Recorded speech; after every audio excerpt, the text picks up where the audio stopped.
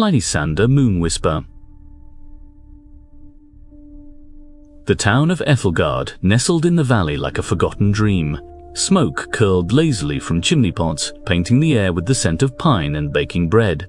Life moved at a gentle pace, dictated not by clocks, but by the rhythm of the seasons. But Ethelgard was known for more than its tranquility. Each year, as the first storms of autumn gathered over the peaks of Xylos, the town held the veilings, a ceremony where every resident would weave a strand of their own hair into a massive braid, then present it to the storm.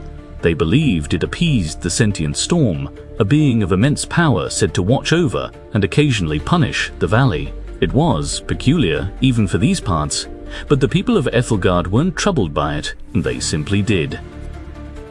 Lysander Moonwhisper, a spirit channeler more accustomed to whispering with the ghosts of ancient forests than mingling with townsfolk, arrived in Ethelgard just days before the veiling. He'd been drawn by the persistent whispers on the wind, unsettling currents that spoke of a power far older and far more demanding than any spirit he'd encountered before. He watched the townsfolk prepare, their faces serene, almost vacant. He approached Old Man Fitzwilliam, the town elder, a kindly man with eyes that seemed to hold the weight of centuries. "Forgive my intrusion," Lysander said, "but this veiling, it seems unusual. What is its purpose truly?" Fitzwilliam simply smiled. "The storm must be honored, young man. It protects us. Always has." It wasn't an answer, Lysander realized, but a dismissal. Old Man Fitzwilliam, seeing Lysander's persistent curiosity, finally relented, leading him to the town's hidden archive, a dusty chamber beneath the church. He revealed a series of fragmented scrolls, telling a disturbing tale. Centuries ago, Xylos wasn't a benevolent guardian, but a raging tempest threatening to obliterate the valley. A desperate pact was made. The first settlers offered not tribute, but essence, strands of their life force woven into a braid, offered to the storm in exchange for peace. Over time, the sacrifice became ritualized, the life force diluted into hair, but the underlying principle remained. Each strand was a piece of themselves, surrendered to the storm's insatiable hunger. Fitzwilliam's voice was a rasp. "We didn't appease it, young Moonwhisper. We bound it, and the binding requires constant renewal." He paused, his gaze distant. There were consequences for those who refused. Lysander began to notice unsettling details. The townsfolk weren't serene, they were hollow.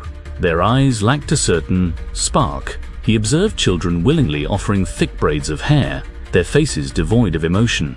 He visited the town's graveyard and discovered a hidden section, unmarked and overgrown. The headstones he could decipher belonged to those who had lost their ways, those who questioned the veiling. When he tried to inquire further, he met with polite but firm resistance. Gable, the baker, once so eager to offer him a warm loaf, now averted her gaze. Old Man Fitzwilliam, his smile replaced with a stony expression, warned him, "Some questions are best left unanswered, young Moonwhisper, for your own good." He felt a palpable pressure, a collective will subtly urging him to conform, to forget.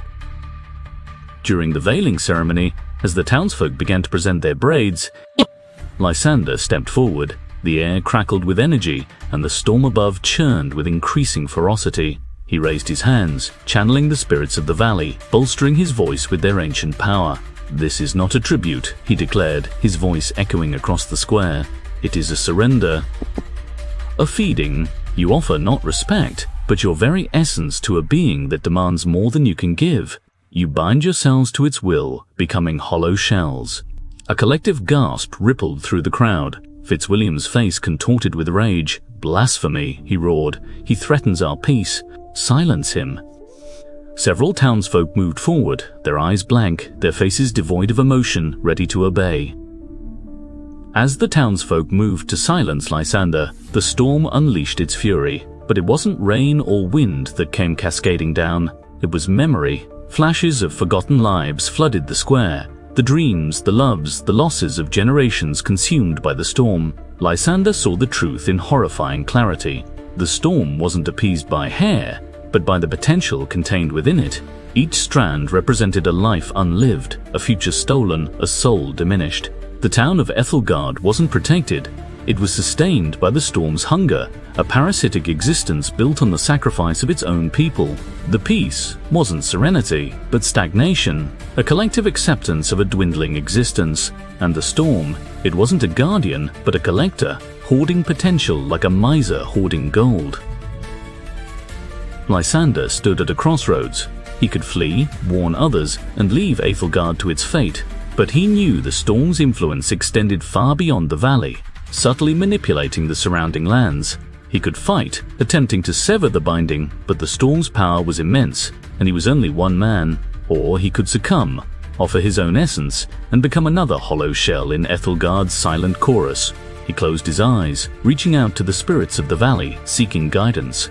A whisper echoed in his mind, a forgotten song, a remnant of defiance. He opened his eyes, a flicker of resolve in his gaze. He wouldn't flee, and he wouldn't succumb. He would fight, not with force, but with memory, with potential, with the echoes of lives unlived. He would attempt to remind the people of Æthelgard what they had lost, and perhaps, just perhaps, awaken them from their long, silent sleep.